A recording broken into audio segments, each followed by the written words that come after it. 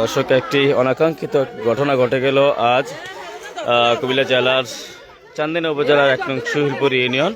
তো আমরা দেখি একটু দেখি কি হয়েছে, আমরা এটা জানবো আজকে এই অলিপুর গ্রামে।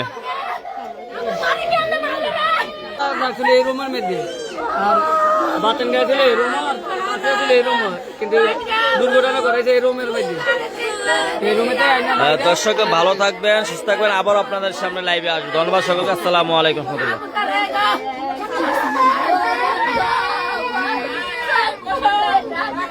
ছেলের সাথে আমরা কথা বলার চেষ্টা করবো। আসলে ভাই কি হয়েছিল ঘটনাটা? ক্যান্টনমেন্টে। আচ্ছা,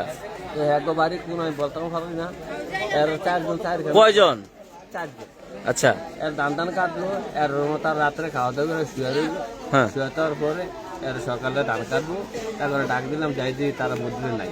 আচ্ছা, এর বান্ধুর বাড়িতে যাইয়া, বান্ধুর দোকানতে যাইয়া দেখি এই আপনার 500 বাইঙ্গা টাকাও চলে গেছে, এমন কামন মারে হাত বাইঙ্গা তারা চলে গেছে। আমি হাত বাইন্দা রেখে গেছে। আচ্ছা, হ্যাঁ, কথা বলতে পারে। আচ্ছা আচ্ছা, কি হয়েছিল এমনি ঘটনাটা? কি হয়েছিল আপনি যেটুকু জানেন এটাই নাকি? কি দেখছেন সকালে? কি দেখছেন সকালে? কি দেখছেন সকালে যাই দেখি, মনে করেন দরজা খোলা। হ্যাঁ, আপনার মারে কি অবস্থা দেখছিলেন? মারা অবস্থা তো বান্দা দেখছিলেন। আচ্ছা আচ্ছা, হ্যাঁ, বাবা তো 5-4 জন। ক্ষেত কি এই জায়গাতে নাকি ক্ষেত দেওয়ার জন্য আনছিলেন? কাজ করছিল তারা কয়দিন? 3 দিন কাজ করছে অলরেডি। আচ্ছা, আমি তো আসছি 7টার দিকে।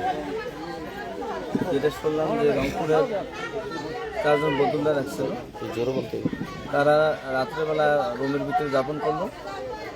তারপর শুনলাম তারা নাকি ঘরের মালামাল কিছু লুটপাট করছে, টাকা নিচ্ছে, এবং চাষির কান থেকে এই কানের জিনিসগুলো খুলে নিয়ে গেছে, এবং চাষিকে তারা ওনা পেয়েছে, তারা শ্বাসরুদ্ধ করে হত্যা করছে। আজকে আইসা আপনি এটা দেখতে পাইছি? আমি তো দেখছি স্বাভাবিকভাবে, আমি আর অন্য কোনো দেখিনি। এই প্রশাসনকে জানানো হয়েছে? হ্যাঁ, প্রশাসন জানাইছি, ওরা আসতেছে।